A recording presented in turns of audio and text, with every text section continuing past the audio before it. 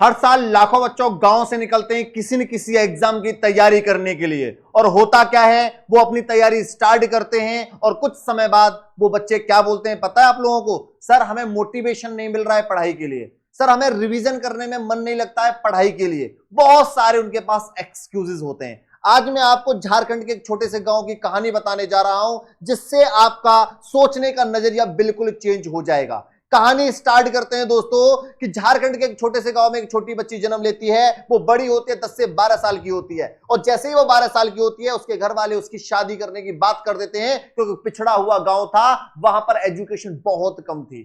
तो 12 साल की लड़की की शादी कर दी जाती है। वो शादी होकर दूसरे गांव में चली जाती है। जैसे ही वो वहां जाती है तो थोड़ी सी बड़ी होती है, लोग तरह तरह की बातें करते हैं। जब एक गांव से दूसरे गांव में बच्चा जाएगा तो छोटा बच्चा, उसको ज्यादा नॉलेज होती नहीं है, तो उसके घर परिवार के लोग उसको सताने लगते हैं, मारना पीटना, उसको सताना। अच्छा, जब वो गांव से बाहर निकलती है, अपने घर से बाहर निकलती है, अपने ससुराल से बाहर निकलती है, तो कुछ लोग उसको तंग करने की कोशिश करते हैं क्योंकि वो लड़की थोड़ी सी सुंदर थी और जो सुंदर लोग होते हैं उनको अक्सर तंग किया जाता है। यह कहानी और आगे बढ़ती है दोस्तों। वो थोड़ी सी बड़ी होती है, उसके 4 बच्चे हो जाते हैं और असली जो उसका संघर्ष है अब वो यहां से स्टार्ट होता है। जब वो बड़ी हो जाती है तो उसके घर में, फैमिली परिवार में कुछ बच्चों को तबीयत खराब हो जाती है। वो तबीयत जिन बच्चों की खराब होती है उनको वो कुछ खिलाती है पिलाती है, जिससे किसी एक बच्चे की वहां पर हालत ज्यादा गंभीर हो जाती है। तो उसकी मां उसको ताना देती है कि इसकी वजह से मेरे बच्चे की तबीयत खराब हुई है। तो ओझा जो लोग होते हैं, तांत्रिक जो लोग होते हैं, उनको बुलाया जाता है क्योंकि एजुकेशन तो होती नहीं थी गांव में, बहुत कम एजुकेशन होती है। तो वहां से ओझा तांत्रिक लोगों को बुलाया जाता है और उनको बताया जाता है कि इस औरत ने इसको कुछ खिलाया था, उसके बाद इसकी तबीयत और ज्यादा खराब हो जाती है। वो तांत्रिक घोषित कर देता है कि ये औरत एक डायन है। क्या है? डायन है एक औरत। अब क्या होता है, गांव में पंचायत बुलाई जाती है, पंचायत इकट्ठा होती है और पंचायत जब इकट्ठा होती है तो पंचायत भी उसको क्या देती है कि ये एक डायन का रूप है, इसको मारो पीटो, गांव से बाहर निकालो। फिर तांत्रिक बाद में सुझाव देता है कि नहीं, इसका एक मेरे पास सॉल्यूशन है कि अगर इस औरत को जो मानव लोग हैं उनका मल मूत्र इसको पिलाया जाए तो ये ठीक हो सकती है। सोच सकते हो इससे घिनौना काम क्या हो सकता है? पहले उस औरत को मारा जाता है, पीटा जाता है, गांव में अर्धनग्न करके पूरे गांव में घसीटा जाता है। कौन करवा रहा है ये काम? ये कुछ जो शरारती तत्व हैं वो ये सब काम उस औरत के साथ कर रहे हैं। वो एक बेबस औरत और ये सारी चीजों को बर्दाश्त कर रही है और अंत समय ऐसा आता है कि पंचायत भी उस चीज की परमिशन दे देती है कि जाओ इस औरत को मल मूत्र, वो भी मानव के, इसे पिलाए जाए, इसे खिलाए जाए, तब जाके इसके अंदर से डायन बाहर निकलेगी। ऐसा होता है दोस्तों। वहां के लोग मल मूत्र उस औरत को जोर जबरदस्ती पिलाना स्टार्ट करते हैं, खिलाना स्टार्ट करते हैं। वो तड़पती रहती है, बेचैन रहती है, हेल्प मांगने की कोशिश करती है कि मेरी मदद करो। कोई भी वहां उसकी मदद नहीं करता है। कैसे भी करके वो वहां से भाग निकलती है अपने 4 बच्चों को लेके। 4 बच्चों को लेके भागती है, पब्लिक उसके पीछे भागती है, मारने की कोशिश करते, जैसे तैसे बच बचा के वो वहां से, कोई एक आध आदमी उसकी हेल्प कर देता, वो वहां से निकल के जिस गांव से बचपन में उसकी शादी की गई थी, जैसे तैसे नदी को पार करके आधी रात को वो उस गांव में पहुंच जाती है। जब ये पूरी कहानी वो अपनी माँ को बताती है तो माँ सदमे में चली जाती है और कुछ समय बाद मां की मृत्यु हो जाती है। उसका कोई भाई भी था और कुछ समय बाद ऐसी वहां पर कंडीशन आती है जिसकी वजह से उसको वहां से भी निकाल दिया जाता है। इसके बाद उसका सफर स्टार्ट होता है और संघर्षों वाला कि वो अपने 4 बच्चों को लेके एक जंगल में एक पेड़ के नीचे 9-10 महीने लगातार रहती है।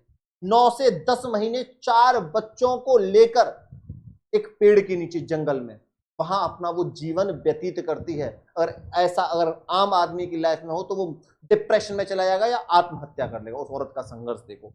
इसके बाद उसकी लाइफ और आगे बढ़ती है दोस्तों, और संघर्ष बढ़ते हैं। इसके बाद वो छोटे छोटे काम करना स्टार्ट करती है, जंगल के काम करना स्टार्ट करती है और अपने बच्चों को पढ़ाना लिखाना स्टार्ट करती है।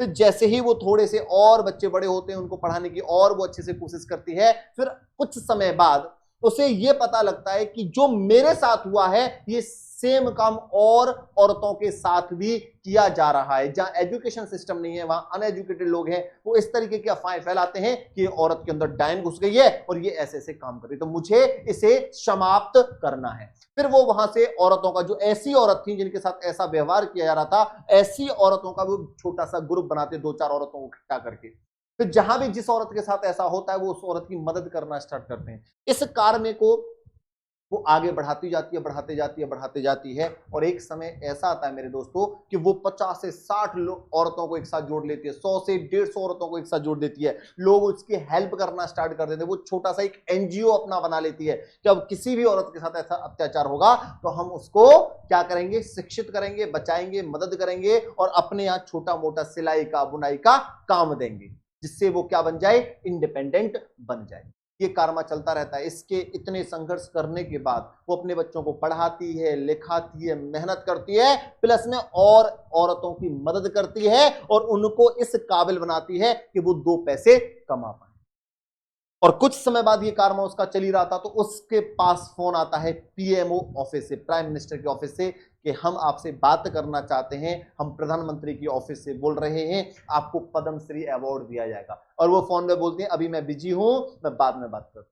कुछ समय बाद जब उसकी बात ये वायरल होने लगती है, लोग उसके घर पर आने लगते हैं, मीडिया वाले लोग उसके घर पर आने लगते हैं, तब उनको पता लगता है अच्छा मुझे पद्म श्री अवार्ड दिया जा रहा है, कुछ बड़ी चीज मेरे को दी जा रही है। और उनको पद्म श्री अवार्ड से उन्हें पद्म श्री अवार्ड दिया जाता है प्रधानमंत्री द्वारा उस औरत को जिसे डायन कह के घर से बाहर निकाल दिया गया था। उस औरत को जो 12 साल की शादी में, जो पढ़ी लिखी नहीं थी, अनपढ़ लड़की थी, 12 साल की शादी में 12 साल की उम्र में उसकी शादी कर दी गई थी और उस जहां गई थी वहां भी उसे बहुत ज्यादा प्रताड़ित किया गया था। उसे नग्न रूप से उसे पूरे गांव में घुमाया गया था और पंचायत ने उसे मलमूत्र पिलाने और लोगों ने पिलाने की उसको पूरी कोशिश भी की थी। उसके शरीर पर मलमूत्र डाला भी गया था। उसके बाद वो गांव से निकलती है, 4 बच्चों को पालती है, जंगल में रहकर इतने संघर्ष, इतनी मुसीबत, इतनी लड़ाई करने के बाद वो कहां तक पहुंचती है, पद्म श्री अवार्ड तक।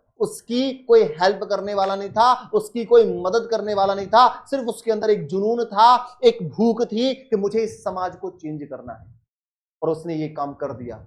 आप भी यही सोच लो कि अगर आप एक सरकारी नौकरी की तैयारी करने जाते हो, कोई एसएससी जीडी की तैयारी करेगा, कोई आरपीएफ एसआई कांस्टेबल की तैयारी करेगा, कोई यूपी पुलिस की तैयारी करेगा, कोई यूपीएसआई की तैयारी करेगा, तो भाई मेरे दोस्त क्या आपके अंदर वो आग नहीं होनी चाहिए? उस औरत के पास कुछ नहीं था, तब जाके उसने ये सारी चीजें हासिल कर ली। प्रूफ नहीं है तो देखो मैं आपको सच्चाई दिखाता हूं कि ये कितनी बड़ी रियलिटी है। देख लो, पद्म श्री अवार्ड 2021 में झारखंड की छुटनी देवी को, उनका नाम क्या था, छुटनी देवी। गूगल पे जाओ, पढ़ो इनके बारे में, देखो कि एक महिला कितना संघर्ष करती है और संघर्ष करने के बाद वो कहां तक पहुंचती है, पद्म श्री अवार्ड तक पहुंचती है। ये आप पढ़ सकते हो, मैं पूरा आपके सामने इसको लेके भी आया हूं। ये इनकी तस्वीर है और इनको 2021 में झारखंड की छुटनी देवी को पुरस्कार दिया गया था। क्या आप एक छोटी सी सरकारी नौकरी की तैयारी नहीं कर सकते हो? अगर आप चाहो तो 6 महीने अपने आप को दे दो, 6 महीने का तप कर लो। इनका तप तो बहुत बड़ा था, तुम्हारा तो छोटा सा तप है। हम जैसे बहुत सारे विद्वान लोग आपको पढ़ाने के लिए आपके घर तक पहुंच रहे हैं कि आप पढ़िए बच्चा, इस एग्जाम की तैयारी करिए, इस तरीके से आपको पढ़ना है और ये एग्जाम आपका क्वालिफाई हो जाएगा। तब भी आप बोलते हो हमें मोटिवेशन नहीं मिल रहा है, सर हमारा रिवीजन करने को मन नहीं कर रहा है। आपके पास फोन है, इंटरनेट है, अच्छे एजुकेटर है, तब भी आप नहीं पढ़ते हो। ये आपके एक्सक्यूजेस हैं। एक्सक्यूजेस देना बंद करिए और पढ़ाई करना स्टार्ट करिए और टारगेट सेट कर लीजिए कि 2024 में इस बार हमें सिलेक्शन लेना है, चाहे एसएससी जीडी में लें, चाहे एसएससी किसी अदर एग्जाम में, चाहे रेलवे में, चाहे यूपी पुलिस, लेकिन अपना एक टारगेट, अपना गोल सेट कर लीजिए। और जो भी बच्चा आरपीएफ की तैयारी कर रहे हैं, अगर वो 100% सिलेक्शन चाहते हैं तो वो रफ्तार बैच भी ले सकते हैं Sanjeet with TTI study application पर जाके। तो टीटीआई स्टडी की एप्लीकेशन प्ले स्टोर से डाउनलोड करो, इस रफ्तार बैच को ले लो मात्र 698 रुपए में,